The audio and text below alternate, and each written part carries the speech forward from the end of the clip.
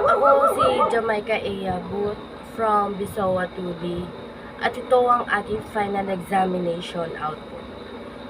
So, ang buhay ni Dr. Ozel Rizal ay puno ng mga aral sa atin na maaaring magbigay inspirasyon at gabay sa ating pang-araw-araw na pamumuhay. And ito yung hindi na-discuss ng aming guro na si Sir Basti.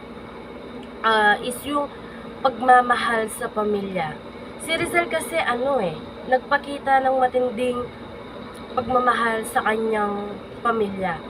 Sa kabila lahat ng mga ginawa niyang gawain at laban para sa kalayaan, palagi niyang inaalala ang kalagayan ng kanyang mga magulang at kapatid. At ang pagmamahal at suporta sa pamilya ay mahalaga sa paghagubog ng isang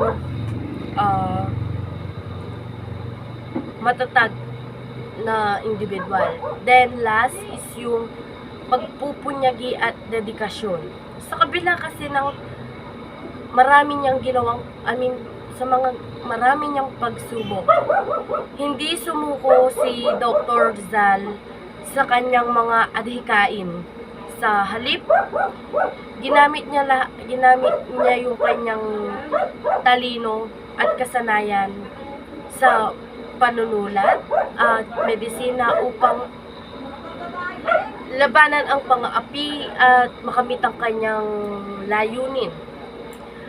Ang mga aral na ito ay nagbibigay ng mahalagang gabay na hindi lamang sa mga Pilipino, kundi sa lahat ng tao na nagnanais na magkaroon ng positibong pagbabago sa kanilang buhay. At yun lamang po, maraming salamat.